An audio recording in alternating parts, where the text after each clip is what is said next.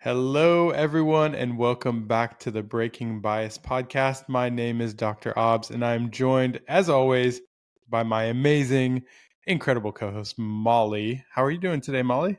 I'm doing good. How are you, Obbs? It's been quite a day, I'd Yeah, say. So we're, for context, recording this pretty much immediately after the Qatar Grand Prix. But otherwise, I've been good. I was traveling for the Las Vegas Grand Prix, which we'll get into, home for Thanksgiving. Now I'm back home in Charlotte. So it's been great. How are you? yeah, I'm doing good too. Amped about obviously, we had what I feel like was a pretty decent race with quite some Yeah. drama, which I'm sure we will get into. And I definitely want to come back to Las Vegas Grand Prix Yes. because you've got some great firsthand Yes. information from the weekend. But overall, going pretty well. Yeah. Baby number 4 is almost here, so things are getting exciting on Yay. my end, and I'm just trying to embrace the good quality of sleep while I have Yes, that's so true. My niece is in sleep regression right now, it. and my poor Oof. sister. Oh gosh, yeah. Well, here we go again. Yeah. Um, Good. Life has a funny way of throwing you Oh curveballs. man, that it So, does. Las Vegas. We were talking Yes, about Vegas. So, you had an opportunity to go out to Vegas. I You did. had exceptional seats as I well. So, tell did. us all about your Vegas experience, Molly. Yeah, so I went to Vegas like I did last year with no plans, just vibes, and was like, wherever the wind, literally and figuratively, will take me, it'll take me, and we'll just see what happens. And I cannot thank MasterCard enough, who reached out to my friend Sabrina, who was with me, and put us in incredible seats in the grandstands and took great care of us the entire weekend. Total by chance slid into some DMs and set us up with some tickets. So we had fabulous main Shout grandstand out. seats. Yeah. Yeah. So view was phenomenal. Basically, we were right in line with the lights and like the pole sitter box. So we had a fabulous view of the start and great view of all the pit stops. I'm somebody, as evidenced by our episode with Callum a couple episodes ago, who is a pit stop nerd. So I really like being able to see the pit stops, especially when I don't have like multi-viewer or all the data available to me to kind of see how it's going to play out. So we had a great view. There was a screen we could hear. I could see the pit stops, see as things were starting to kind of play out, which was really nice. So it was a great time. Very, very, very cold and very, very, very windy, I will say, though. Yes, the cold, and we'll come back to the cold. I did want to ask you Oh, about qualifying. sure. So, Gasly put it up there, P3, and I know you are a Gasly fan. Yes. What was going through your head? How was that for you? I think I was like, stop the count. I mean, that was so exciting. And I think that it lends itself maybe to the temperament of the Alpine, because it seems to like cooler temperatures for some reason. It did really well in Brazil when it was kind of cold and rainy. It did good in Vegas until those rods saw God and Pierre lost his engine. And put some rods through a side pod and a block, it looked like. And then it looked really good in Qatar too. He had a lot of speed. I'm not quite sure what they've got going on in his maps or what, but they've got a package that seems to like cooler temperatures. So I was really excited by that.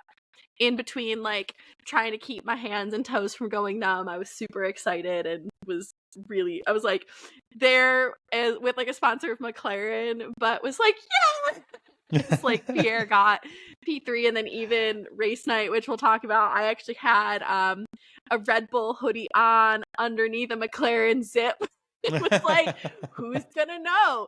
Nobody's gonna know. I saw that TikTok. It was a good one. Because it was so cold and windy race night. I was so worried about getting cold, especially because in like Vegas, you're going right to the club the moment the race ends, basically. So I was in like something I knew I could go right to the club in, and was like, we'll be at a table most likely. I can put my coat down, take my hoodie off.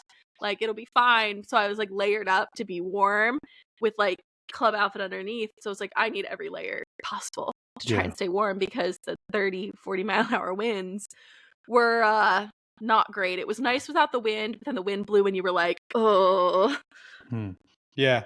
And there was a lot of questions, I think, from the weekend with respect to who would be strong in the cold temps. I think we Yeah. all had a pretty good feeling that Mercedes might be there because they just have this tendency. And I do want to come back to that. But before we get to that, Hmm. I wanted to mention one of the things that was a big all the buzz during the weekend was the rumors that Red Bull had brought the wrong rear wing, Oh my and gosh.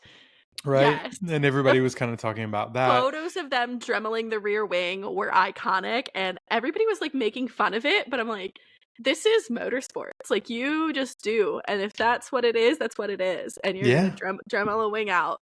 absolutely. There's a reason that they call duct Yeah. tape 150-mile-an-hour speed tape. I mean, Yeah. it's like you do whatever you can, use whatever you have to fix things. Exactly. Um, Maybe our more posh Formula One crowd is not as used to it as probably someone who's been watching NASCAR for a bit Yeah. knows. You do whatever you have to do. But I did, and one of the things that got cleared up, I guess, from that whole situation Mhm. is number one, Red Bull doesn't have another rear wing. Yeah.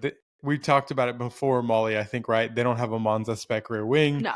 Um, their rear wings naturally have always been like a step higher for the most part than everyone Mhm. else's. I think they were able to do that when they had pace in hand. But Yeah. now that the pace is much tighter and everything, they weren't able to do it. So, like you said, they needed to shed some drag, so they dremeled the rear wing to try and Yeah, shed it. and it was interesting that they brought, like, medium high for downforce, but with the temperatures being what they were in Vegas, it was like, okay, are people gonna, it's like Baku, right? Where are you gonna go Monza spec medium low because of the long straights, or are you gonna go medium high to get more downforce for a higher contact patch to help with grip in the cold with your tires, knowing that grip is going to kind of be hard to come by, essentially, with the tires being cold. And when they Yeah. showed up with medium high, it was like, all right. But knowing that with no Monza spec, it's like, the car is pretty slippery. Mhm. So it's fine. They must just want the grip versus downforce, less drag, and that it very clearly didn't work out the way that they had thought it would in the decision making of packages and setups. So did what they had to do to get the car where it needed to be. Yeah, absolutely. And I think Red Bull has always had a little bit different of a sort of rear wing Hmm. philosophy in that they're never having like these massively loaded wings from main plane to second Yeah. element, but they still have a rather generous main plane loading profile. And they had one thing that I posted that not a lot of people were talking about, but it's a very relevant point, is that they ran the engine cover that's the high downforce engine Yes, cover. they They did did. not run the engine cover that has the shoulders. Yeah. And I was told by people I know that the difference between the two engine covers when it comes to downforce and drag, but more specifically drag because you're generating more downforce using the other one, um, is around 10%. Yeah, That's a huge difference, which means it that when you is. don't have the shoulders, it's 10% more draggy. But I think it's less so that like the engine covers themselves are draggy, more so how the air is being distributed and set Mhm. up to interact with the rear downforce generating elements in one design versus another. Another thing is that, with the shoulder gullies, one of the things that I've mentioned before is that with the cockpit, like, and all the cockpit losses being channeled through the gullies and sort of shot in Mhm. between the rear wing and the beam wing, Yeah. those losses become more and more the higher speed you go, which is why it makes sense to use that on high speed tracks. Mhm. And you mentioned air density Yes. because it's important that when the air is more dense, then you're going to have more resistance as you move Yes. through the air. So Yes. then this problem was exacerbated. I don't believe that Red Bull was caught by surprise by this, No. like cold temps. I think honestly, they had to do it because of what you said, which is that Mhm. they just can't generate tire temp. Yeah, I think that they probably made a decision based on modeling, and there was like, okay, here's the model, here's what we think, and they said, I think that makes sense, and brought the package for that, and it didn't work like they'd expected it to. And I think that ties into how we've been talking about they've struggled with some modeling correlation throughout the Yeah. season as well. Yeah, absolutely. Correlation is a big thing. I posted something the other day about Red Bull having the least amount of development time, and then people were popping off in my comments about, this has nothing, wind tunnel has nothing to do with it. And I'm thinking, eh. Because correlation and all these things, like, how do you think that correlation is created? Happens, Like, yeah. you have to have CFD runs, you have to Yep. have wind tunnel runs, and then correlated with track data. All these Yep. three things have to be correlated together. And if you have the Road least to amount lab of to map. time, yeah, if you have the least amount of time, you're doing whatever you can to develop parts and find performance. And you may say, you know what? Like, I'm not going to spend as much time in the tunnel, or I might not spend as much time in CFD, or I'm going to have to choose one or the other because I've only got so much development time and credits to do these runs. Yeah. So what am I going to prioritize? And then something that might fall off could be correlation. Exactly. But you mentioned tire temp, and we talked about it with the Red Bull. Tire temp apparently is not an issue with the Mercedes because they seem to be able to generate it incredibly quickly. George Russell in qualifying, P1, finishes the race in P1 and was just miles ahead of everyone. Yeah, that was a big gap, and then you kind of had everybody trailing further behind. Kind of similar to last year almost, where the leader kind of broke away, clean air is king, and then you have kind of 2, 3, 4, 5 battling it out pretty close behind. Yeah. And it's like, and where did Lewis start from? He started P10, I think, right? Yeah. Or was it? Yeah. Actually, I have it right in front of me right here. So I'm like P10. I'm like trying to remember the grid based on like who it was, because I was being like I have some friends on the one car, and I was like, are you high? Like 5 places back from us. Yeah, So he started P10. He finished P2. So yes, quite that's a right. drive. That was. Especially on a track where it can be a little processional with DRS trains and things like that. It is harder to pass, except for the main straight, that's there. But I would say raw pace, pure pace. I mean, the Mercedes was quick. It was markedly faster than anyone else. They were both in a league of their own. I mean, George Russell ended up 7.3 seconds ahead of Lewis Hamilton and 11.9 seconds ahead of Carlos Sainz. Yeah. So that tells you how fast Russell was going and how fast Lewis was going as well. Yes. Yeah, it was. The Mercedes seems to like the low temp. I was nervous to see how they would perform, because it seems like the W14 to B15, whatever we're on, my goodness, is probably as temperamental, if not as temperamental as the RB20 can be. Yeah. So it was gonna be, I was like, this is gonna be either hit or miss for them, and they obviously hit. And temperamental being the choice word, because temperatures have a lot to do with it. I think from what you've seen with the Mercedes, and when we talk about tire temperatures and things like that, one of the videos that came out after the race that went kind of viral was showing Russell before he was going into one of the corners, and the wheel appeared to pull backwards. Which kind of brought everybody back to shades of DAS and all those kinds of things. And one of the beautiful things about DAS was that, for those that don't know dual axis steering, was that you could actually adjust almost like in a telescoping fashion, the position of the steering wheel to change essentially the toe of the tire so that you could get more scrub on the straights. And what that allows you to do is generate tire temp also, or maintain tire temp, let's just say, while you're on the straights. Because normally the tires, because you're not putting a lot of energy through them on a straight, but you're hitting them with a lot of air, so you're sort of like through forced convection sort of cooling the tires. DAS was able to keep the tires in a good window. And when that video came out, everybody's like, whoa, like, okay, 2 and 2 together. Mercedes is able to generate tire temps when no one else can really generate tire temps. Yeah. Do they have some kind of a trick thing that's happening? Is it reverse DOS with camber Yeah. versus toe? Because DOS is technically illegal, but is this a loophole? Everybody Yeah. was. Yeah, it's interesting. I mean, you could also see that like on braking, the tires were kind of changing toe angle a little bit. There was some movement, but yes, there will be movement as a result of incredibly high G-forces during braking, and especially in cornering. The suspension geometries are changing constantly. Yeah. And I want to point out that this was also on the W13. After poking around, this isn't something new on the car. So I don't know why all of a sudden it was noticed, but I went and looked back, and it looks like it was also on the W13. So this very well could just be loads through suspension, loads through braking. It could be with how the steering column has to sit because George is so tall compared to Lewis, and where it kind of has to be placed in the cockpit and things like that. So yeah, no, good point on George's height. I hadn't thought about that. There could be something.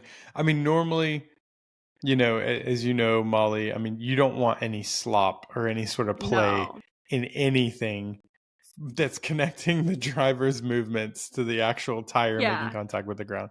Everything needs to be super tight. So that's why I think when we all sort of saw that video and the steering wheel moved, which it moves, like it does. That's the thing, it does move. But okay, so it's probably just an innocent thing that's happening. Maybe it's something that's been designed in for whatever reason that's not affecting any of the tightness of the steering and the suspension. I don't know. My tinfoil hat is still on that it could be reverse DOS, but that's I'm not gonna stoke any flame. I love a good loophole. Yeah. No, we do like innovation, and for me, I mean, like if there was some innovative, cool thing that they were doing that is not DOS but is within the regulations, like that would be amazing. Like stand up and applaud. I mean, because that would be incredible. But yeah, Mercedes has tire temp problems in hot tracks, so probably there's not something there that they're doing that's giving them an advantage during cold temp tracks that they're able to switch off in hot temps and not have that problem. It just appears to be something in the inherent design and build of the car that generates tire temp. Exactly. Yeah, I think it's nothing more than that. And if it is, cool, more power to them for finding a way around the DOS regulations. But I think it's pretty benign, and there was a lot of panic. And I think I said it, I was like, why does everything always happen on my travel days? Yes. The airport, like, what is going on? Flying from Vegas to home for Thanksgiving. It was just like, what? Or news like this kind of stuff breaking, like when I have deliverables and things that I need to deliver at work, because it's like I was literally sitting at work, this thing came out, and I sit next to my business colleague. He's a big McLaren fan. He's an Aussie, so he loves Piastri and Ricciardo and all these guys, and so we were talking about it, and naturally I have a deadline due last week that thankfully I hit. But and everything due before Thanksgiving, because if you're in America, Thanksgiving week is like I was working until like 1 or 2 Wednesday night in the morning because we had a deadline as well. So that I had to have out Friday. And because we were off Thursday, Friday, it was like I have to have it all done to be like, here, UK colleagues, have fun. And I still worked on Friday anyway. All these and I love these kinds of episodes for our listeners. We have no production show notes. We just messaged each other, and we were like, hey, we should just talk about these last 2 races. So we're completely winging it, but and hopefully we don't go too far down the sidetrack.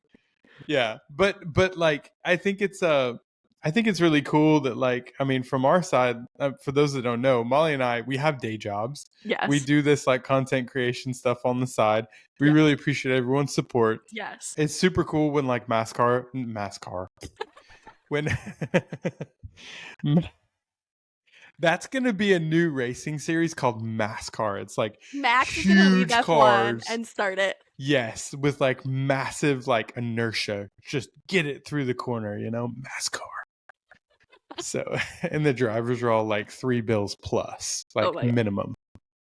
So, anyway, sorry about that. MasterCard. So, I think it's really cool when like MasterCard like throws that out to like creators and stuff. Yeah. Callum, like our last one, agreeing to be on the podcast. But so when we're supported in that way, it's really cool because we get to create more content, and that's what we love. So this is not our day job. But Qatar, is it time? Should we shift to Qatar? Because I want to leave. I want to leave time for questions. We're getting some cool questions. Yeah, this is literally peak no show notes, just vibes. Like Obbs hit record and then went, oh crap, we should put a question tweet out, and like questions have been coming in. So I think we probably should dive into Qatar because that was a lot, and I know that there's a lot of talking points coming out of that race. So I say Sprint weekend, first of all, right? Sprint weekends are always a bit chaotic. I think sprint weekends for me as a Red Bull fan is always like an area of stress because the car is just incredibly difficult to set up.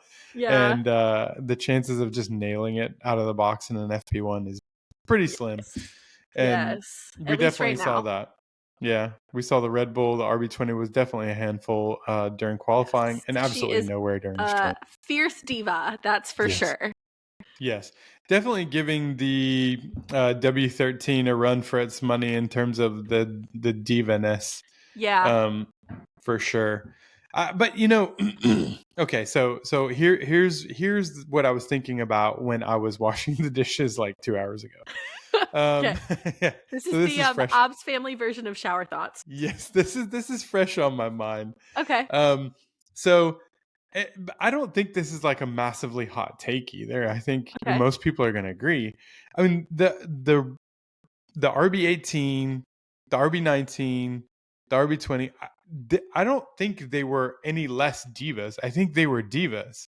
I think that we saw it in, I can't remember if it was the RB18 or the RB19, but in Zandvoort, where they were like nowhere on Monday and Tuesday and then somehow found a way to win the race.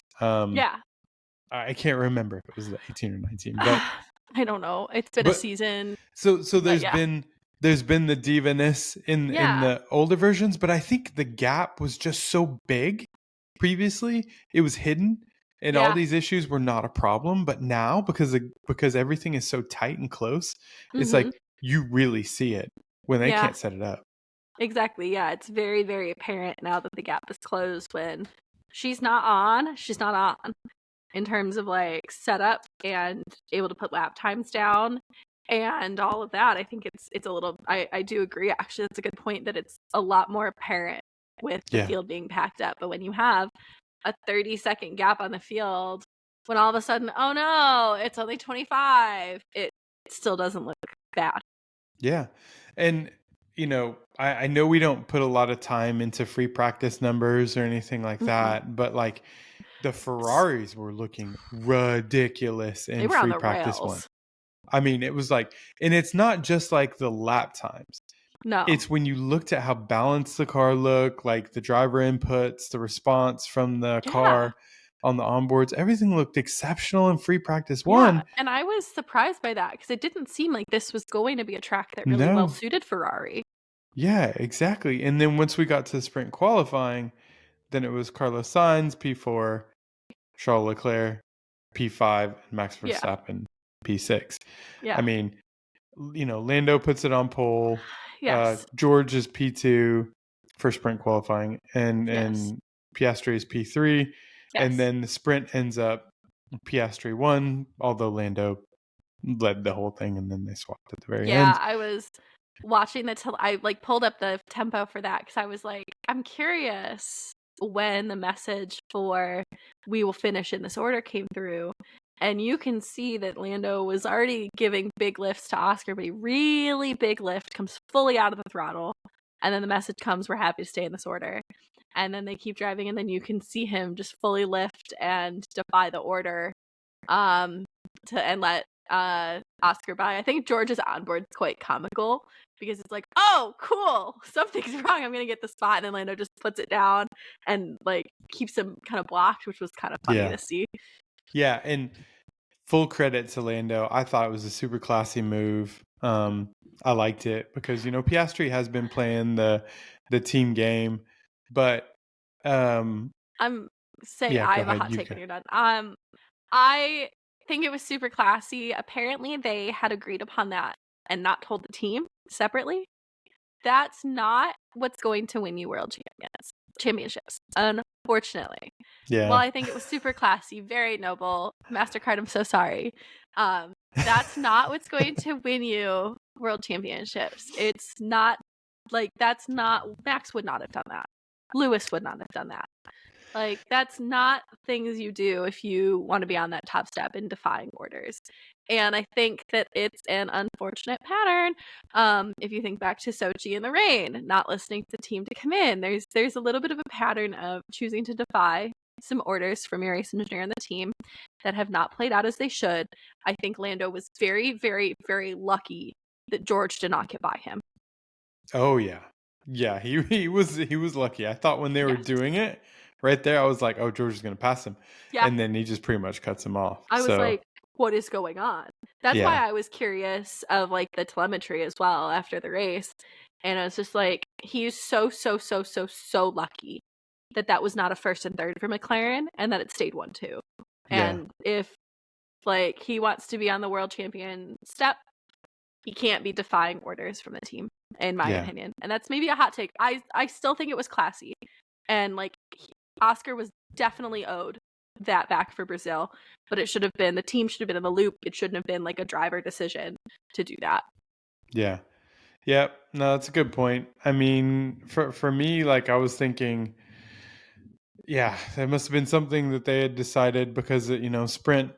I mean, with the drivers' world championship being decided, and then the constructors not being affected by switching, by obviously. That, I thought, okay, it is a big risk because it could have been affected the constructors because then if Russell had gotten past him.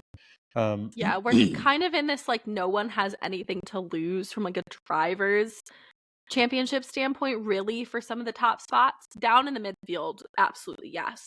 However, WDC kind of the top 4, top 5, no one has anything to lose. However, it's the teams that are still in the fight for the WCC that really have something to lose. And so it was really risky, I think, to defy the team on that because that would have jeopardized them further than they were, I think, this weekend in terms of Ferrari taking constructors. Yeah. And speaking of not having much in the constructors, I did tweet something that was like about how these last 2 races I expected teams to be maybe experimenting, especially teams that were not like still in the thick of some sort of a fight, especially in AD, maybe to bring experimental components that they could run in free practice 1 or something like that. But speaking of that, during the sprint, there was a massive amount of like tinkering that was happening on Checo's car. Yeah. Right? Do we want to talk about that? So Checo starts from the pit lane. Yes. And the minute I heard that he started from the pit lane, I thought, okay, number one, he qualified super low, so like he had nothing to lose. Yeah. And then I thought, okay, they're tinkering.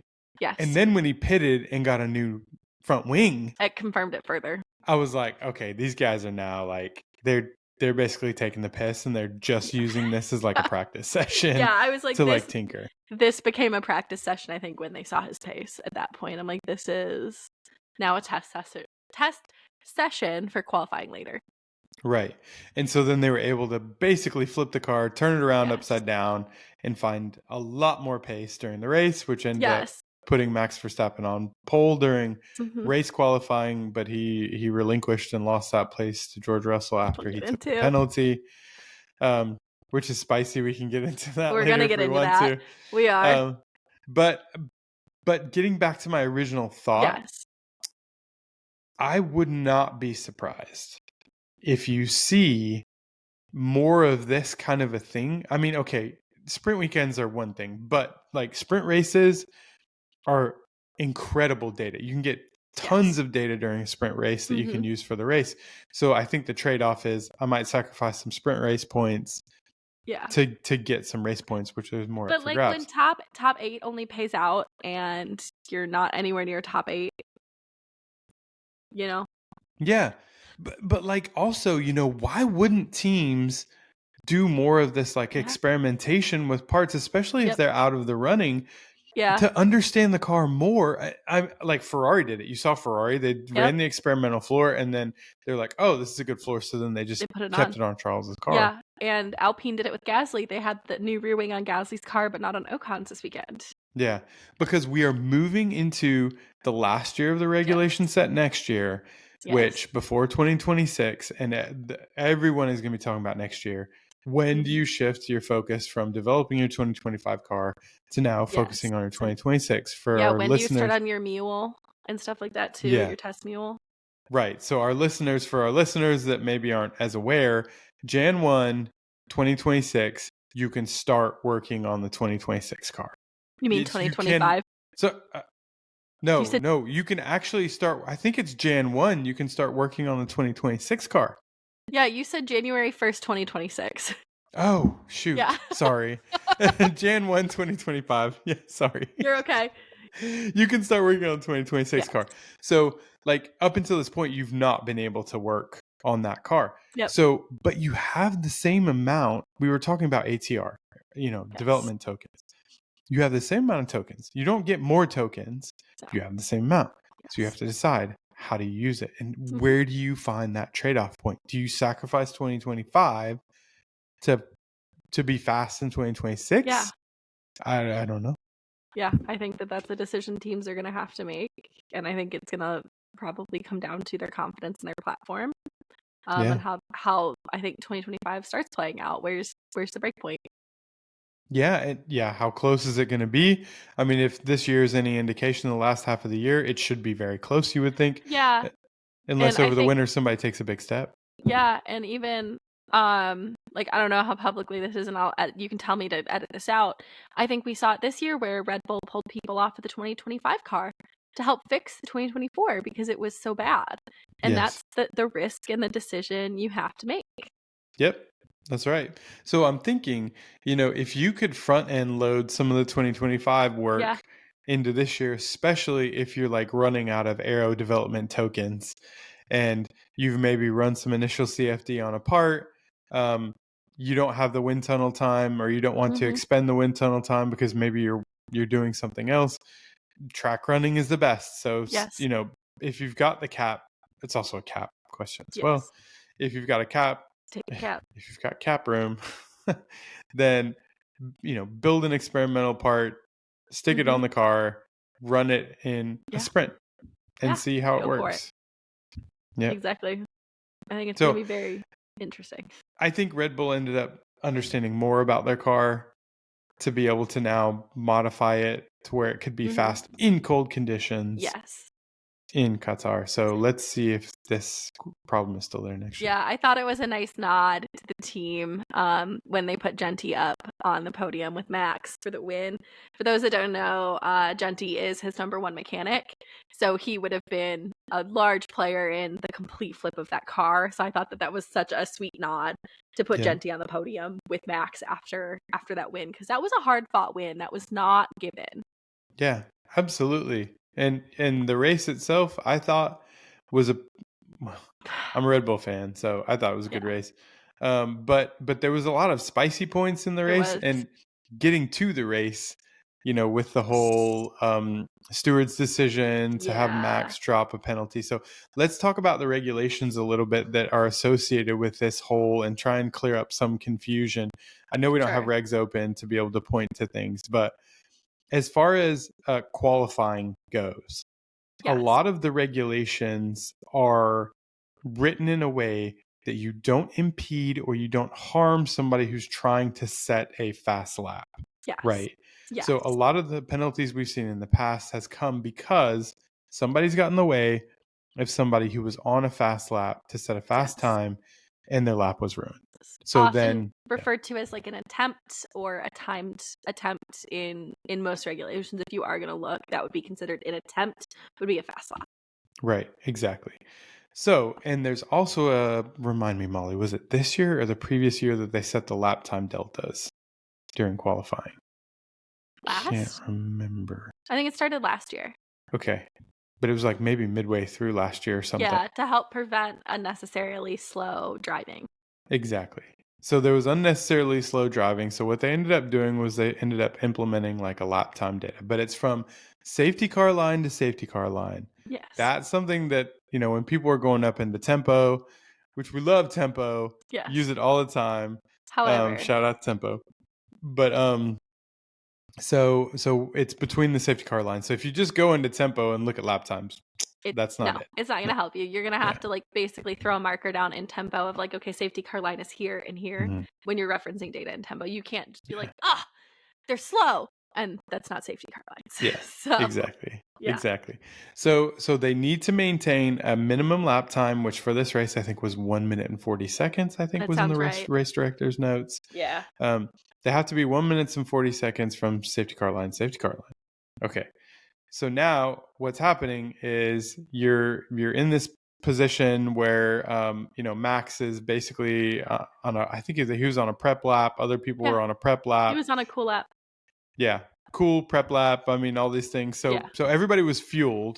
Yes. For 2 fast laps, right? That's the first thing. Yeah, I'm going to get into that too because that was smart from Red Bull. But let's finish this. Yeah. So then Max is letting some people, because you want track position. You want to position yourself in a way to where you can set your lap, because there's track evolution, which means it's getting faster and faster. You want to position yourself in a way to where you have a gap to the person in front of you, but you're not too early to where now you're going to set your lap before the track has evolved to its fastest place.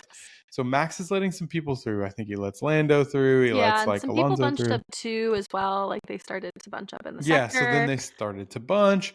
Yeah. Max has just got passed by Alonso, so Max is now slowing to set that gap to Alonso, which is why he was going slow. Yes. And then Russell is trying to meet his lap time delta. He's actually interesting, somebody pointed out, when you look at his wheel, he was +8. So he was 8 seconds positive on his delta when he was pushing that hard. Oh my God. Somebody showed it. You could see it. Yeah. But now you do have to take into account, though, that like when you're setting up now at the very end of the lap and you need to slow down, you probably want to build yourself some positive delta so that you can then eat into that delta before you start your lap. So there is some nuance to that for sure. Yes, there is. But Max had let a bunch of people through. And in the past, people that have not met their lap time deltas have just gotten a slap on the wrist or not gotten a penalty. Yeah, and that was evidenced even in sprint quali, where that same thing comes up. The past rulings too have come up with all. It seems really common. We get a lot of this with certain tracks where a lot of people are going to get called for this, and it's, I'm letting people through. I'm staying out of the way. I'm not, like, it's just this sector, and it's just a reprimand. I don't think we've seen a penalty for this lap time delta yet. Yeah, exactly. So then Max is on the racing line. Yep. He's going slow because he's trying to build the gap to Alonso. Open his lap. Yeah, Russell is probably also trying to build tire temp, which is another reason why he's going fast, because he knows it's going to cool once he gets to before he starts the lap, and just pretty much like almost runs right into the back of Verstappen. Yep. The complaint is Max is on the racing line. Why is he going so slow? He ends up getting a penalty because, according to the stewards, they felt like he was going unnecessarily slow on the racing line. Yeah. But there is no obligation, nor has there been any precedent that says that when you're not on a time lap, you cannot be going slow on the racing line. Correct. Right. So the penalty actually never, it was very confusing because it talks about Russell. Yes. But he doesn't actually get a penalty because of what happened with Russell. No. He gets a penalty because they said he was going too slow on the racing line. And George has full sight of Max. He has full sight. They're telling him too. Yeah, they're in his ears. I listen to the radio, and they're telling him, "You've got Max, you've got Alonso, you've got Norris," and they're giving George a full update on who's where, what's happening ahead of him, and he still nearly clobbers into the back of Verstappen. And they said they're bunching up. They told him too. They said everybody's bunching up a bit. Yeah. And at that point, it's on George at that point, Yeah. in my I, opinion. yeah. And the And thing is, like, when somebody is on a timed lap, then what's different happening story. is the engineer is telling the driver, like, your driver's like, your field of vision is incredibly narrow. The only thing Yes. you can see is on those dinky little mirrors, which have gotten bigger, but they're still like, Pretty dinky. yeah, pretty dinky. And but it's essential for your race engineer to tell you where people are and what's Yep. going on. Yeah. And so, but that only really happens when somebody's on a time lap. You Mm-hmm. know, they don't tell you as much information if somebody's just on a build lap behind you. Yeah, exactly. And And people jockey for position on yeah, build laps all the all time. the time. All the time. And Yeah. there's blocking that happens in that situation as well. Yeah. And there's never like a penalty for those Not like kinds of things. this. Not like this, definitely. So it No. was really weird.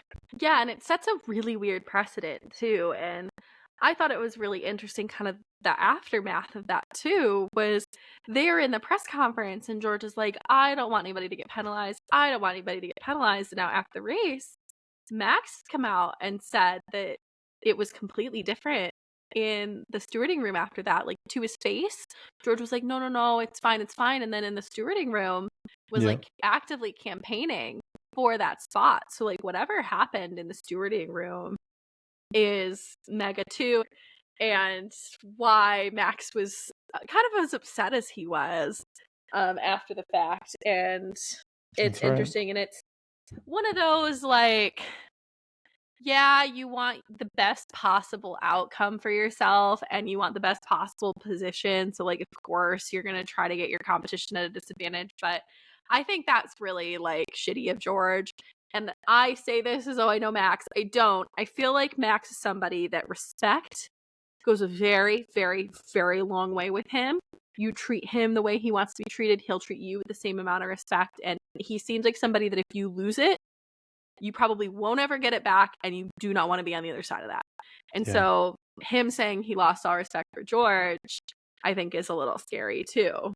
Yeah, and Max is a straight shooter, you know, that's the Yeah, you thing that kind of know what you're getting everybody with him. respects is like, yeah, you know, you always know where you stand with Max because he just Yeah. doesn't sugarcoat it. Mm-mm. And I think that people, at least my life experience tells me, you want to call it bias, whatever, that, you know, people who are very transparent are usually the ones that cannot stand when people are not transparent with them, when they Yes. hide things and then they say one thing and do another. As somebody who is that person, I can confirm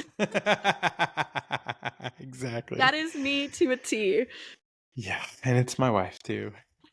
Which is I'm speaking From to, experience. yeah, from Yep. experience as well. And Yeah.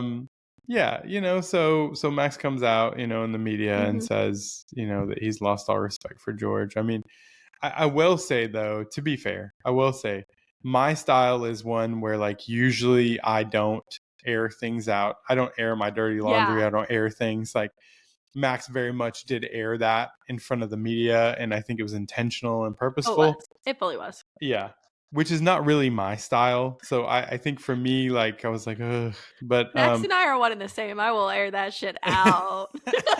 yes, but that's like very straightforward people. Yeah. Are They like, will. for them, there's just not that filter. Mm-mm. They don't just go, oh, I'm just not gonna do this for optics or whatever. They're just like, screw optics. care. Like, I'm Yeah. just gonna tell you how I feel. Yep. You know? And Yeah. that's what he did.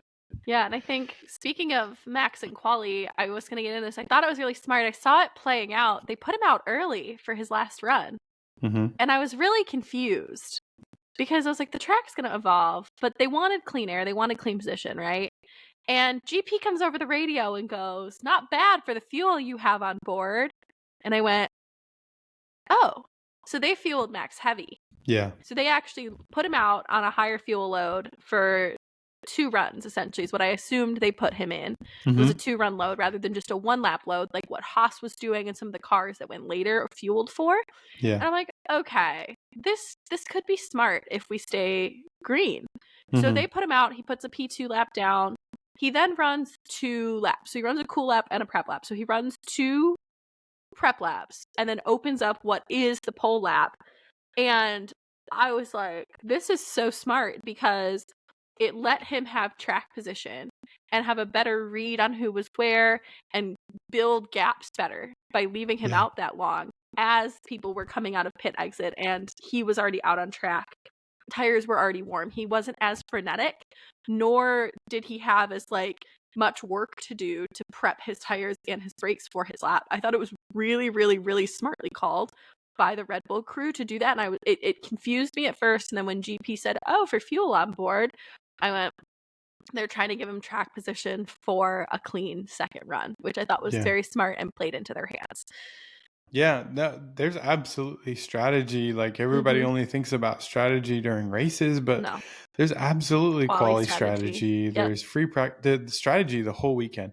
I would Mhm. love if we could get a strategist on the show. Yes. I am The chat. trying. We are. We are We are trying so trying. hard. So if That's you're the a one I would love. strategist, Yes. if you're a strategist and you listen to the show, Come hit us chat. up. We We would want to love talk to. strategy. Yes. I mean, we're tire nerds, we're pit stop nerds. There's so Yes. much strategy to all that stuff. But Mhm. yeah, you're right, Molly. I think it was great. The downside, the risk you play when you do that Yeah. is that you don't come in for a new set of tires, No. which means that the fastest lap you do on the lowest fuel is on tires that have already had a cycle. Yeah. Yeah. Which, depending on your car, is either good or bad. And depending on the track, right? So Yes. this is where like what they saw from sprint, one of the biggest things that came out of the sprint was the DEG was super low. Like it was Yeah. way lower than they thought it was going to be. Mhm. So then that tells you maybe that's a risk you can play. That's a card you Yes. can play because the DEG from a single lap, single lap's worth of energy and on Mhm. higher fuel, which means it's going to be more energy going to the Yeah, tire. more Yeah, deggy at that point. exactly. More deggy. I like that one. We invent words all the time, but We do. that one's going to It's a good stick. one. Yeah. Yeah. Yeah. Oh, yeah. I Yeah. think Q2, there were guys that 7-lap olds offs. From what I saw, it was like they did 7 laps and were still putting down good times. So, yeah, the deg being lower, I think, was key there. They did over half the race on the mediums today. Yeah, which was wild. Yeah. No one thought that was going to happen. It No. got to a point to where they were pushing the mediums so far that I genuinely thought, are they going to be able to just skip the hard and maybe go to the soft? Like Same. go long and go soft. I said the same thing. I was like, so at what point do we just switch to softs for the end of this? Yeah. And just And run it thankfully out. most of the front runners didn't, because you saw like the Racing Bulls and who Yeah. else went onto the Steak. softs. Staked it. Yeah. Yeah. And it was like, oh man, the softs just fell off a cliff. Yes, they did. Yeah, they had that was a lot of the radios during the race where I'm really comfortable. Don't bring me in. I want to keep going. I want to keep pushing. I'm really comfortable on this. And it was okay. Let me know if you hit a cliff. Okay, that's fine. I need you to keep me updated from like the race engineer at that point, because they obviously had strategies and models and things that I think probably went out the window as they realized the mediums were holding up like they were. Yeah. And so there was a lot of, okay, but I need you to give me the feedback to tell me. And then I think the safety car, that first one, triggered a lot. Well, the first one, a lot of people stayed out. Was it the second one a lot of people pit on? I think it was Was it the first one? So the first incident we had, well, I'm trying to think. I mean, there was the first safety car that happened like after lap 1 or lap 2, right? Yeah. Because you had So the second one then. yes, and The second one was a lot of people's safety car windows opened at that point, and that I think triggered the strategy at that point, because there was a lot of like, okay, people are overcutting and undercutting, and then that safety car came out. Well, Russell went onto the hards first. Yeah, and they did not look good. They did not look good. So then that just pretty much confirmed the fears, I think, of most of the people on the grid, which was that the hard tire was not going to be a very good tire. No, and when it the was medium very front limited from what I was hearing from a lot of the teams. They were saying that the hard is a lot more front limited than they were anticipating. Yeah. And the other issue that happens with a harder compound tire is that one of the things I posted about and people talk about from time to time, especially with Qatar, and it was one of the issues from last year, is that you have a lot of energy that goes to the tires at this track. Yes. Granted, they did saw down the curbs. They're not like the razor curbs anymore. But like I think the 12, 13, 14, or is it 13, 14, 15? Whichever complex that is right there is like tons of energy going through the tires right there. Yeah. And so the tires themselves heat up as they deflect because rubber is nonlinear. So you get hysteresis in the deflection, which is energy loss, Yes. which comes in the form of tires. Yes. Comes in the form of temperature. I got what you were throwing down. Yeah. Comes in the form of temperature that ultimately goes to heating the tires and can overheat the tires. Now, if a tire gets stiffer, then what happens, you get less of that deflection. So a hard tire is going to maybe have more problems maintaining tire temps. You're going to get more sliding potentially because there's less adhesion at the track surface. So potentially graining might be a problem. Adhesion over ambition. Yeah, exactly. So Russell goes on the hard tires first. They're not great. And then let's talk about the debris on the track. Because that's what ended up triggering it, right? Because then Hamilton and Sainz got a puncture. Yes. That's what finally triggered it. It was Valtteri Bottas hitting it. Yeah. And then Hamilton and Sainz getting the puncture from the resulting hit of the mirror, not to mention whatever may have happened to Valtteri's floor. Yeah. Which I don't know if he wasn't aware of it, if his race engineer didn't tell him, and he pulled out to make a pass and get out of the dirty air and hit it at that point, because why else would you pull out knowing that there's debris on that side of the racing line? If, like, I thought it was like, it confused me why he would make that move unless he didn't know. I think he was getting lapped. I have to go back and look at it. Okay. I think he was getting lapped and he moved out of the way because there was a faster car behind him, maybe. It looked like he was making a pass, I thought, or taking a look with his DRS open, but I could be wrong. We need to go look at that, but you're right. Why would you? Everybody knew it was there. It was a massive mirror. Yeah, everybody. And my bigger qualm is, why did it take 5 laps to throw either a VSC or a safety car to get in and get it? Because that is racing line. That's pretty inexcusable, in my opinion, to leave debris on a racing line that long. And I feel like they've thrown for less, especially in this series. And if you look at precedent by other series, I mean, NASCAR gets like a whisper of a plastic bag and they throw a caution for debris. Like, I feel like the precedent of debris that F1's called, that took a really long time to assess that and to finally decide that they were going to throw a safety car after it destroyed 2 cars' races, which, like, I also didn't really agree with, because it should have been called immediately once they realized it was on the racing line, so that it didn't do that to people. That's why you throw debris cautions or debris yellows. Yes, exactly.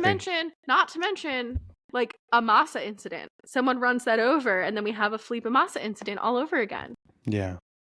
I'm with you there. I thought it was very suspect that they didn't. They waited until somebody ran over it. There was debris all over the track. 2 cars got punctures, which didn't completely ruin their races, but it was not bad. Great. Yeah, it was not still great. Compromised their races. Exactly. And I can, like, devil's advocate, like, oh, they know it's there, they're just gonna stay away from it. But, like, it's still inexcusable, in my opinion, to not throw that. Like, we shouldn't have put the field in that situation. If I'm thinking from, like, a risk avoidance kind of standpoint, is that the field shouldn't have ever been put in that situation. And maybe, just maybe, once somebody hit it, they thought, oh, it's out of the way, it's off the racing line, which is even more mind-boggling if so.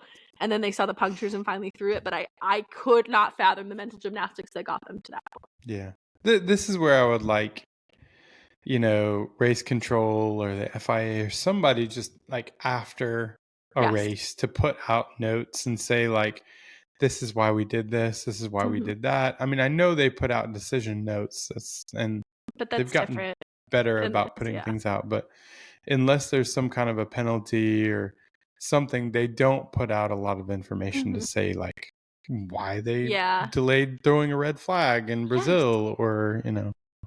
Yeah, and that's like a lot of the time some of the American series they'll have it like had a competition available after or something to answer questions. Yeah, NASCAR has been very open with Steve O'Donnell and Steve Phelps and company giving you information after races. I mean, even heck WEC, which is an FIA governed series. I mean, you hear Eduardo Freitas over the broadcast, yellow, this sector, 3's on track for this and this, or this car speeding in the pit lane. Like, they're very, very transparent in other series. And I said this before, this is consequences of 2021. Everybody can pitchfork me for saying 2021, but this is like, it's consequences of what happened in 2021, I feel like, and it's actually made us worse off, I think. Yeah. We are where we are. Anything else? I want to get to the questions. Anything else from Qatar you want to talk about? The Lando penalty, the stop and go. Oh, yes. We do need to talk about this. If we're going to talk about the safety car, I feel like we have that last half of the race with all of the penalties. Yes. Everybody freaking out about like, oh, that was so harsh. That was so harsh. I think that's kind of the leading thing is Lando's 10-second stop and go penalty for the yellow flag infringement during that one safety car. It was, a lot of people were like, oh, it's very pot calling the kettle black with Max coming over the radio to say, oh, he didn't lift. The broadcast cut a lot of really important context out of that conversation. As the double yellows are being waved, Max lifts, and then GP reads out the gaps. There's some radio chatter, but GP gives him the gap till Norris is whatever behind. That's a 0.6 difference, and Max recognizes that, notices that, says something. And it's like 0.6, did he not lift in the yellows? Because there's no other explanation for why Norris would gain 0.6 if there's double waved yellow. Yeah, because Max was like over 2 seconds ahead. Yes, before that. Exactly. And so when that ruling came through, that ruling, totally normal.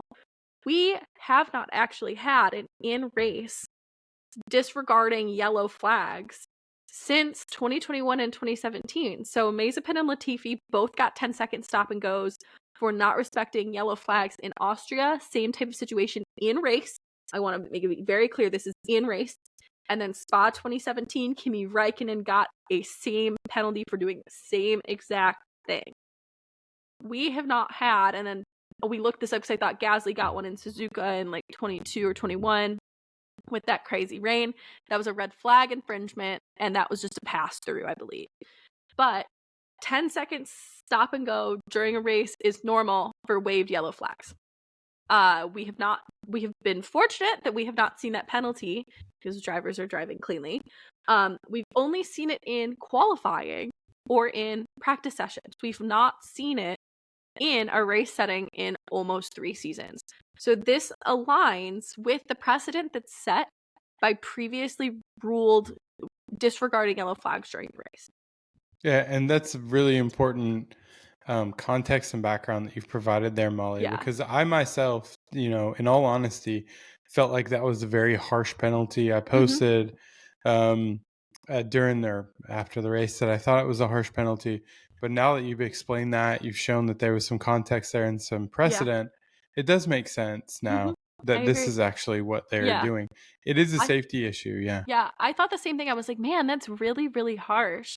And then dug into the precedent a little bit more and was like, okay, there is actually precedent. We haven't seen this during a race. It's the only time we have seen something during the race, and people will probably come for me because I said in race yellow flag infringements.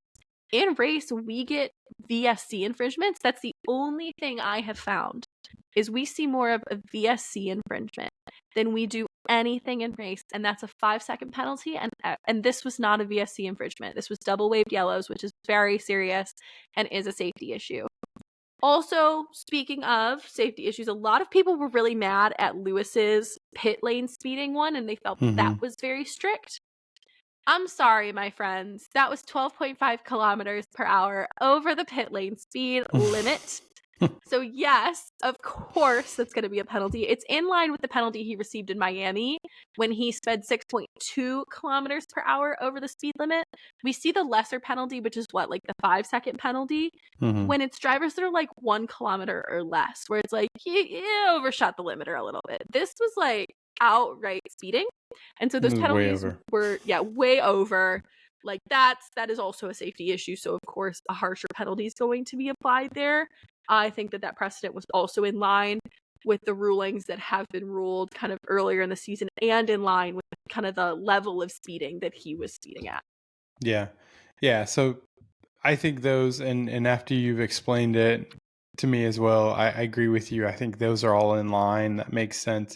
I still think it was a bit of a clown show with respect to the debris on the track, and then the penalty they assessed to Max, which there's actually a question I see now. There's a question that's related to what precedent that sets. So I think we can definitely get into that. Yeah, I think that there was a lot of misses on a race control front this weekend, and it boils back to the conversation we had last episode about permanent stewards and paid stewards for this, and race controls kind of restructuring, and a lot of people that have been in and out. And I said it last episode, I'll say it again. I fully support permanent stewards, and these paid positions. I think you're going to be hard pressed to find people that properly interpret the rules, regulations, letter of the law, understand it the way it needs to be applied, that are not drivers or former team personnel. So you're never going to get away from kind of that incestuous world of everybody kind of knows everybody. They've kind of probably worked there before, or they've worked with these people. And I don't think you can claim bias, because if you look at IndyCar, Arie Luyendyk Sr. and Oriol Servia are stewards, and they are both former drivers, and they both have kind of hung around their teams a little bit. You see a lot of folks that have come out of team environments or former drivers in these roles because they get the regulations, they understand how unique they are, they understand how they should be applied. So I think a lot of people that are like up in arms about a lot of the team ties or driver ties, you can't get away from it. And if you want effective stewards that get the regulations like they should, it's gonna have to happen. And like I was thinking about this the other day, like I have a friend, a lot of the time with like IMSA, we don't know something, and it's like, hey, what is this? Like, she would be a fabulous steward one day, because she will check you real fast on the regulations. She'll turn around and say that wasn't in regs. Like, she'll call you on it pretty quick.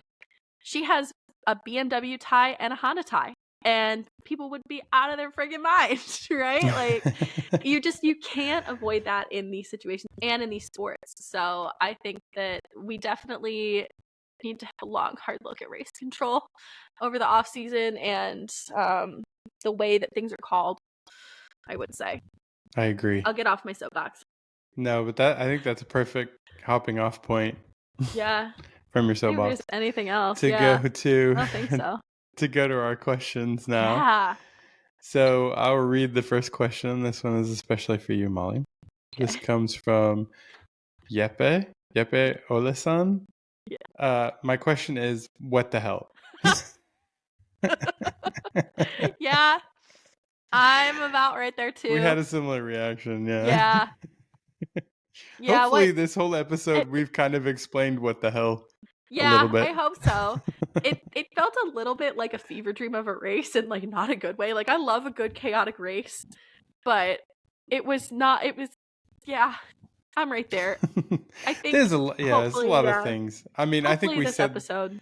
I think we said this before, Molly. This like you couldn't pay me to be a race steward, honestly. Like it just seems to be like it would be a very difficult and hard job. Yeah. But consistency. You've brought out points that they are being consistent, which is good. That's good to see that. But there's inconsistency to the consistency, but there is at least like consistent and precedented decisions being ruled down, I would say. Yeah. Exactly. Next question comes from Organic Measure.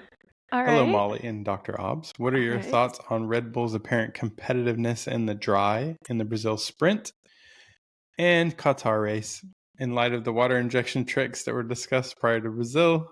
Question 2, why did other teams not chase more load in Vegas? Okay, where to start? I'll let you start. Okay.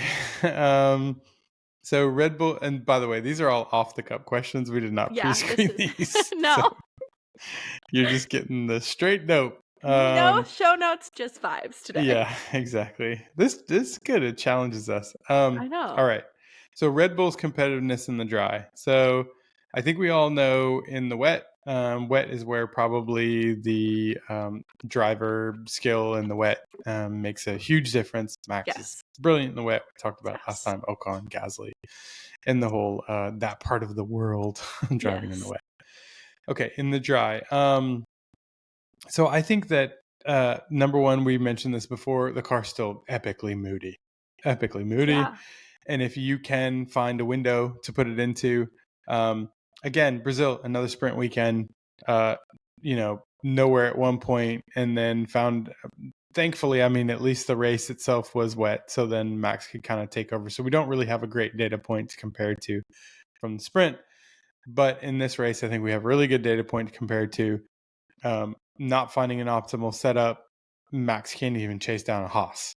And then, once they found an optimal race setup, he's keeping a McLaren at bay, and him and Lando are driving off into the distance. So it just goes to show how complex this whole sport is. And kudos to all the race engineers, trackside guys, Aero Performance Group. I know I give APG a lot of hard time because, anyway, sometimes they don't necessarily deliver. But that's such a hard job. I mean, you're trying to predict unpredictable things. Yeah. And find ways to set the car up for conditions that are changing constantly. Like, gosh, and the cars are so sensitive to it now.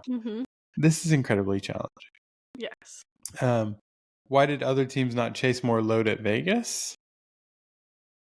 I think that was kind of the trade-off of what I was talking about, where they wanted maybe more grip versus drag, and felt that maybe they didn't need the higher load to get what they needed, and wanted to focus on drag reduction with the long straights based on what they saw in their modeling, and where we saw Red Bull kind of go wrong in what they chose based on modeling and what they thought they needed. So I think we kind of touched on that a little bit of why they didn't chase more load. You would have more contact patch that way, but teams obviously probably felt with other tools on board they could get the grip that they wanted and really ensure like good diligent tire prep and everything like that. Yeah definitely. As for the water trick, I don't know if I want to touch that because I don't think I can say it on the podcast. I don't think we can say it, but yeah. For me, jury's still out. Sorry. Yeah, it's all right. I think, can't repeat what I've been told, so. Yeah, we can't say some of the things that we know, but. Sorry, guys. Anyway, time will tell. Yeah, time will tell. I think we're starting to. Yeah, you're starting to see some things. Yeah. That used to be there that aren't there anymore. Yeah. Nothing that outside of like a qualitative like lick my thumb and shove it into the wind, I would say. Yep. All right, this next question is perfect for you, Molly, because you texted me right after it happened about it. It is from @KINCIGU. All right. What happened to Checo? In all craziness, I didn't realize. Was it his fault, or did the car just give out? What do you think happened? So I thought it might have been a gearbox or something within his diff, or not gearbox. Jesus. I thought it might have been a drive shaft or something within his gearbox, potentially his diff, because he kind of spun on his own as he was throttling up. And typically when a drive shaft fails, you will rev up or you will be on a rev up, and that's linkage between the differential and the gearbox that allows one tire to spin at a different rate than the other for rotation and things through corners.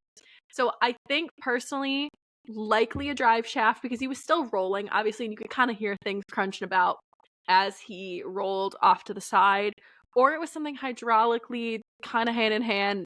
If it was hydraulic, would be his diff. I've talked about it before, how hydraulics for a long time were kind of Red Bull's Achilles heel, and they were having a lot of hydraulics related issues with like DRS actuators and things like that, clutching, etc., etc.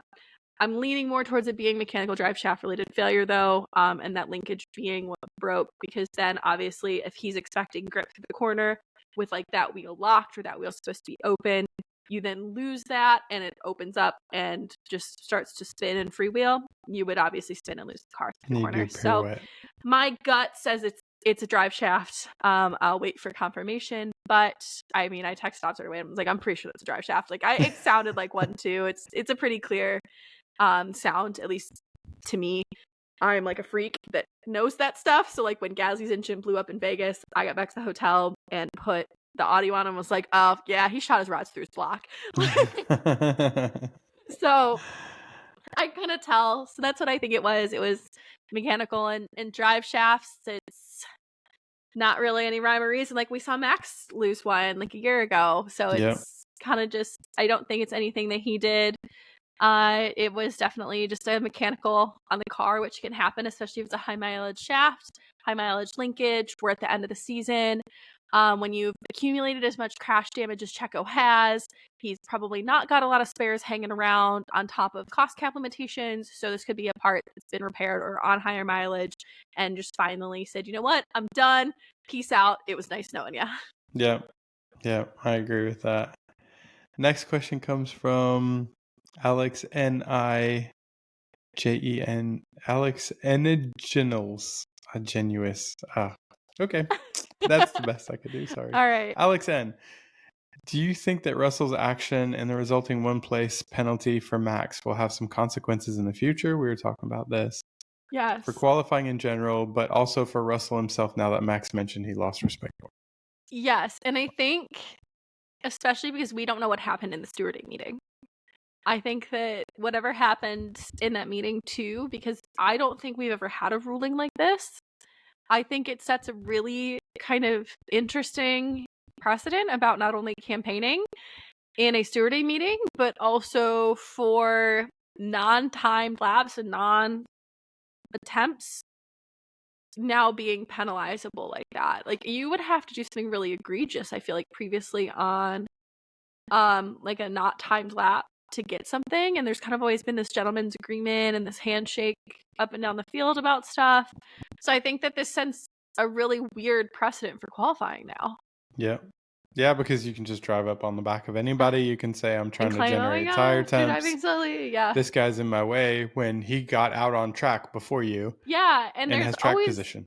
There's always kind of been this agreement between everybody of like respecting space and letting them by, and they played very nicely, and it's all just kind of understood amongst all 20 drivers. This is what you do. This is what happens. This is this. They've all kind of in their GPDA or whatever agreed on that as kind of a handshake deal, and I think that this kind of goes against that. Yeah, and that's part of the whole respect thing. Yeah. It's like when you have that gentleman's agreement, it's like it's Yeah. not necessarily that there's some sort of a regulation, but you as drivers group says like we will respect these track positions and not put you under duress. I think in racing, respect, I talked about earlier, but respect and trust are ginormous in motorsports. You have to trust the guy that you're racing against just as much as you have to trust the car under you. And I think that this kind of goes against that. Absolutely. And that's, I think, also why Max is as mad as he is, because that's a huge loss of trust in Russell, too. Because if he was saying one thing to the media and we believe what was said after the fact that he turned around in the stewards room and was fully campaigning for Max to get penalized, that's a huge loss of trust, too. And George Russell is the head of the Grand Prix Drivers Association. Yeah. Representing Max. So that's going to be an interesting dynamic. Very much so. Next question. This comes from Alp. Will Checo's contract get renewed to help out the setup, and will they use him for free practice in FP1, FP2, FP3, Q1 in the race? So I'll take this one. First of all, I don't think you will ever keep a driver that you don't think will help you get a Constructors' Championship or potentially compete for a World Drivers' Championship, although Red Bull, if anybody else, probably is more suited to understanding that your best chance to have your driver win a world championship is to have one very competitive driver and then another driver that maybe is not taking points off of your number one driver. But for constructors, you have to have a balance, obviously, because you need both to generate points. So I don't think you would ever keep a driver just because you want to use them to help with setup and things like that. No way. So I think Checo's drive is 100%. At risk, for next year. And even though he's under contract, we've talked about it before. Drivers have performance clauses. There's always going to be an off ramp if somebody is not performing. Yes, there's always an off ramp. And I think that a really good point is the news that Ocon is not driving the last race for Alpine in all of this. He has stepped aside to allow himself to do his Haas test. That was apparently a condition of him being allowed to test with Haas in Abu Dhabi, is he had to step aside for Jack Doohan to race in Abu Dhabi in the Alpine. And I think based on the points accumulation of Gasly dragging the pink tractor to what's likely going to be a P10 Drivers' Championship if he can pass Hülkenberg, which I think is very possible. There's a 5 points difference with how he's been performing. If he can pass Hülkenberg, that's P10 in the Drivers' Championship and P6 in the constructors that have largely been won by him. And it was maybe like a matter of time, as the season went on. So I think that that's a good point too. And when you look at the crash damage that Checo's racked up and things, there's always off ramps. And I wouldn't be shocked to see off ramps being evaluated personally. Yeah, for sure. We got a ton of questions, which is at Sloth Farms. To what extent were the tires becoming quicker in the first stint as laps went on versus people reducing management or something else? Okay, that's a good question. So yeah, that's all you too. Yeah, so like we said before, Qatar is a great track for generating energy. And it's like real energy through a tire. It's not generating tire temp through sliding because you got a bunch of slow corners. It is a lot of high-speed corners. So that is the right way to get energy. And it's a different kind of energy into the tire because it becomes core energy that ends up going through the core of the tire. So you get a nice even distribution through the tire versus low speed corners where you're going to have a lot of braking and traction events. And that's just like surface temp that you end up generating. And what ends up happening is you get a high surface temp, low core temperature, you end up graining. You notice there really wasn't really much at all graining or complaints of graining during this race. I think the tires kept getting faster. And why did the tires get faster is because, number one, fuel is burning off, so the cars are getting faster. So maybe that's just an artifact. If the tires are holding on, which means that the performance lost due to the tire degradation is not greater than the performance gain due to fuel burning off, then it's going to get faster. Everything's going to get faster. So I think that's what was happening. Drivers were able to maintain tire temps because of the high energy nature of the circuit, which means they had good core temps. They were not sliding a lot because they had good core temps. Also because of the traffic. The track had been resurfaced recently. There must have been something at the contact patch between the micro surface of when it comes to adhesion and all those things, which are the other aspect of grip. So I think really that's what was helping the drivers to have much more performance from the tires this race, was just by the sheer fact that they were able to generate that tire temp. And then I also think why they weren't able, and they started complaining on then the hards, is because, like I said before, it's a harder rubber. It's going to have less deflection because of its resistance, greater resistance during the loading events. You're going to generate less core temperature, and you might start to generate then a little bit more slide. Yep. Yes. I did just see something looking at tweets, X's, whatever they're called. We're talking about the precedent that this ruling gave. Apparently, Alonso to the media said about the penalty, if that's the case, I'll speed up towards my rival on my warm-up track in Abu Dhabi and then ask for him to be penalized. See, exactly. Yeah. That's what we're saying. You give drivers an inch, they're going to take a mile. Yes. Oh, yes. They will look for any advantage to help them out. Sorry. Yeah. I didn't. No, but I just was looking at our replies. Yeah. And it popped up in the bottom of like recommended tweets to look at and was like, It knows. Your computer is listening to you. Oh, don't get me started. I had a scary one over the week. Like, a friend of mine was like, yeah, I saw this Instagram account, meant to send it to you, and then I didn't. But like, your algorithm will probably find it now. Not even 24 hours later do I get pushed the very account they were talking about. There it is. Yep.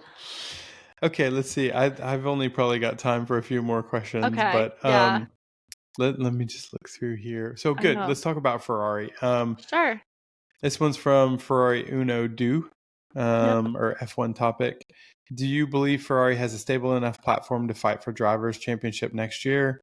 And will Red Bull be able to sort out the issues with the new chassis? You want to take the Ferrari side of it? I'll start the Ferrari one. Sure. I think that without a crystal ball, I can't say yes or no, but I think that we are starting to see all of the pieces come together of a much more stable Ferrari platform. I think that there has been a lot of work done over this season and the struggles of last season to understand the car better and balance it out, make it not as peaky and draggy.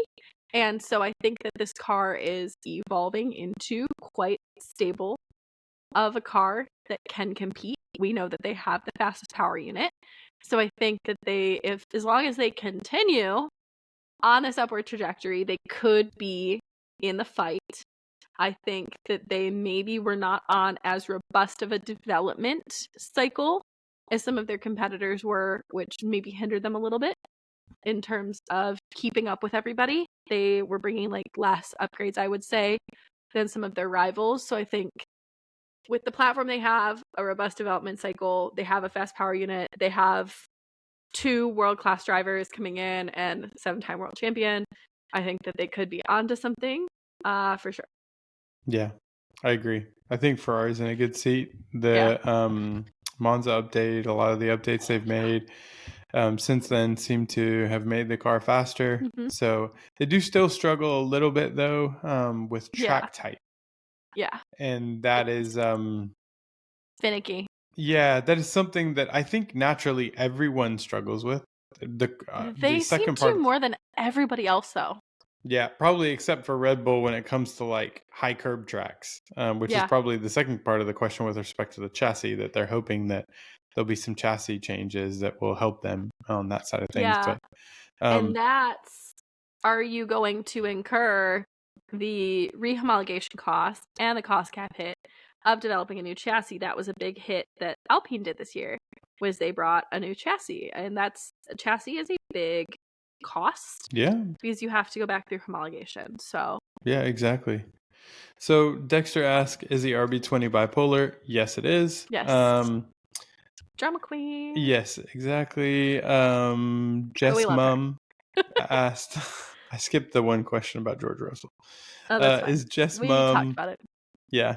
If you are Red Bull, how confident are you going into next year, thinking we know how they want to change the car? They seem surprised. Yes, they are surprised. They're still learning, I think. Maybe the FIA should have a 20-minute briefing after the race from the race director stewards to explain decisions. That's exactly what we said. And that's just what NASCAR does too. Yes, NASCAR does the same thing. They make their competition director available to speak to media outside the officiating hauler. Exactly. Yes. Then Ron Garner asks, is this a new low for race control? And is it a direct consequence of changing race directors mid-season? The inconsistency of the penalties with respect to what we have seen in the past years, let alone months, is baffling. However, you just mentioned and showed examples of how they were actually consistent from this race. So. Yes, there are qualms fully with the way this race is called in certain aspects. And in Brazil as well, Yes, very much so. There's definitely some big race control inconsistencies. However, precedent on the penalties, so those were fair game. I think it is what it is, and I think it would be probably more shocking had they deviated from precedent. That's right. So last question, we made it. Yay! Honest Lando fan, which is interestingly a avatar picture of a bald Lando Norris, which I don't think I ever want to see in real life. Oh my God, that's incredible. So I might have nightmares. Oh, incredible. What do you think about the polarized performance of the Red Bull this weekend? How the hell did that happen from being slower than a Haas to being fastest? We talked about it. Yes. The car's a diva. More information they can gain, the better they can put it into its Small working window. Yeah. Yeah. When it's in the window, it is It's still really fast. When it's not in the window, it's mid.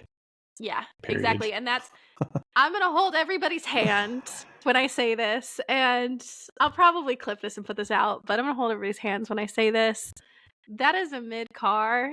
And I think that, like you're saying, if it's not in the window, it's pretty mid. So the fact that Max has done what he has done this season with that car and have taken it to the places he's taken it on top of a 4th World Drivers' Championship is really, really impressive.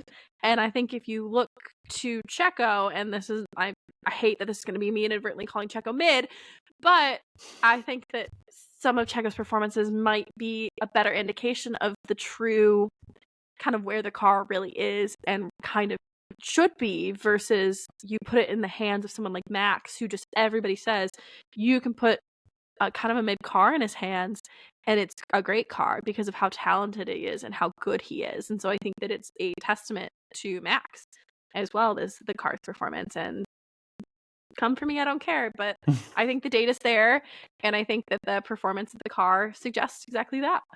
Honestly, Molly, no lies detected. I mean, it's I hate when people come with the argument like Max is just the best driver in the best car. I mean, this year proves that like the car is a complete diva. It's a mess to handle. He's the best driver in a mid car. He's done some incredible things. I mean, I just have to look to Imola. Like that race for me is where I was like, oh my gosh, like the guy is incredible. I mean, what he was able to do with Imola there, but absolutely. And I love that he went up to Zach Brown on air and was like, I would have won it in a faster car sooner, or whatever it was. Whatever he kind of called him on what he said on air, and it was hysterical. I'm probably playing the gin tonics, but it was incredible. Yeah, and again, Max always shooting it straight. On that was, I think that that's also a testament, like we've said, to crew and their ability to work together and flip a car.